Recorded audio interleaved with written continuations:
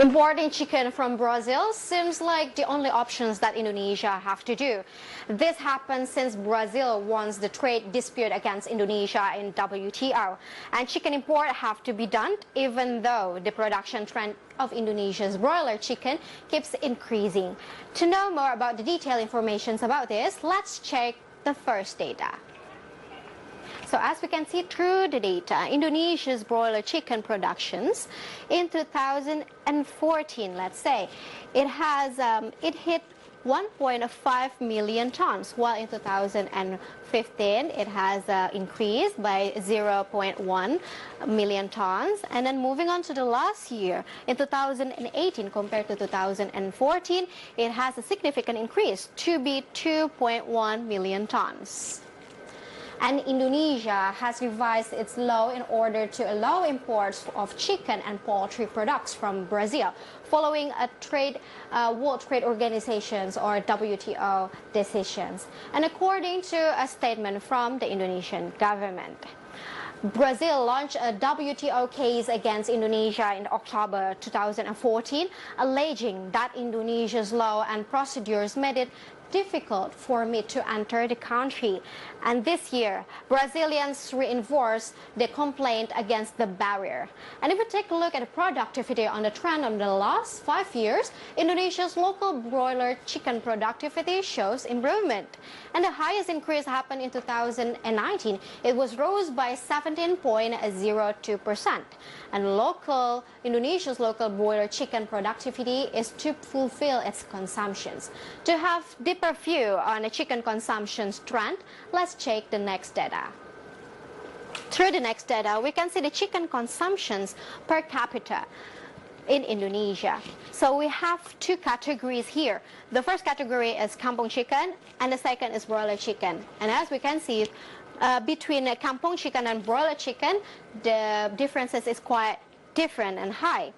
For kampung chicken, for let's say in 2017, the chicken consumption is 0.78 per capita in Indonesia in kilograms, while for broiler chicken, it hit 5.68 kilograms chicken consumptions capita in Indonesia.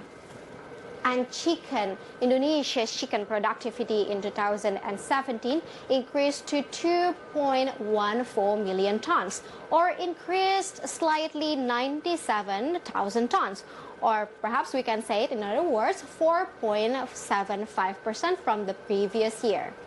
Two poultry business associations have expressed concern about the World Trade Organization's decisions and the rule in favor of Brazilian chicken imports, fearing that the change could affect local businesses.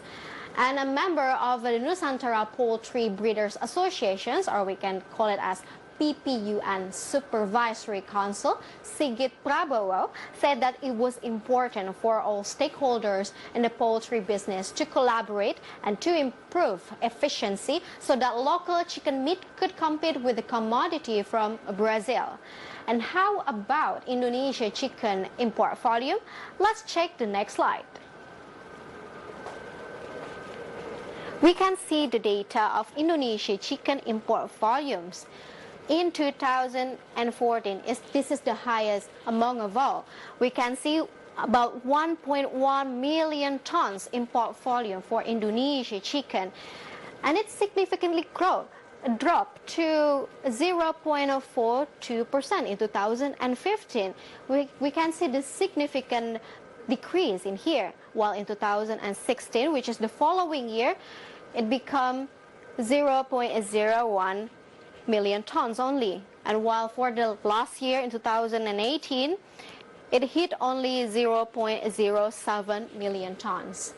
And in 2014, there was an extreme chicken import volume. It was reached 1.12 million tons. Talking about the upcoming chicken import from Brazil, the Indonesia Ministry of Trade said it will follow the WTO recommendations about any imports must meet Indonesia's international health standard and also halal specifications. And chicken import from Brazil will affect the local chicken competitiveness. high cost of chicken feed being considered as one of the main reasons of local chicken high price compared to the imported ones.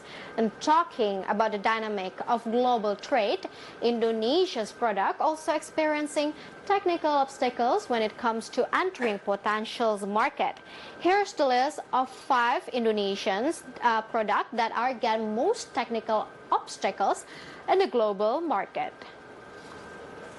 Through the data, we can see there are 5 products. The first one, which is the highest among of all, is the fisheries product that hit 26 cases that hindering the technical obstacles. And then the second one is processed food within 24 cases, and agriculture products by 20 cases, vegetable oil by 17 cases, and the last is wooden products by 9 cases. And talking about trade failures in Indonesia, Indonesia products often faces technical obstacles in entering export market.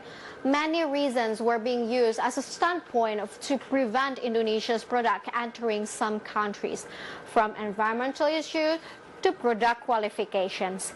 And ironically, Indonesia also often experiencing loss when it comes to global trade dispute in the World Trade Organizations. And the reason is Indonesia's representative skill in explaining and understanding trade dispute that is not comparable to another country trade representatives. As an effort to have a fair treatment in global trade, Indonesia implemented some strategies to trade dispute in the WTO level. Here are some cases that involving Indonesia dispute settlement body of WTO. This is the cases involving Indonesia in DSB WTO. This is the scenario where Indonesia becomes the defendant, while the compliance country. For example, in 2014, we have the case of biodiesel anti-dumping that alleged by European Union, and the result that we won. And in 2015, let's say, when the case of layered paper product anti-dumping, that Indonesia being a defendant for that, and United States being a complainant, and unfortunately we lost. And in 2017, with the case of A4-sized paper anti-dumping that Australia complains to Indonesia, the result is still on progress. And the next, this is Indonesia as the defendant.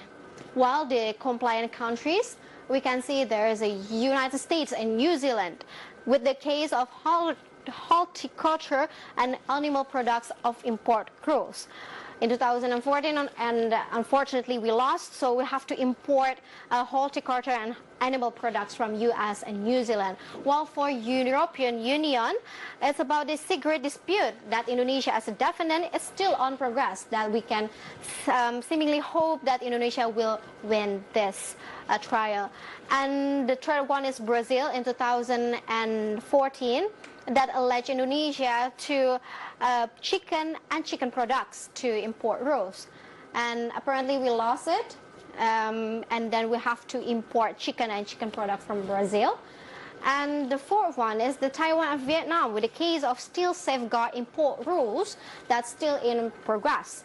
While we can hope that Indonesia may win this. And the last is the Brazil again, that beef import rules that Indonesia unfortunately lost again. Import restrictive policies that are not balanced with the advocacy ability and trading disputes makes Indonesia often experience loss in the World Trade Organizations for the last 4 years. In the period of 2014 to 2018, the 8 of trading disputes involves Indonesia that ended on the WTO through the Dispute Settlement Body Panel or DSB. Of the 8 cases, only 1 case was won by Indonesia.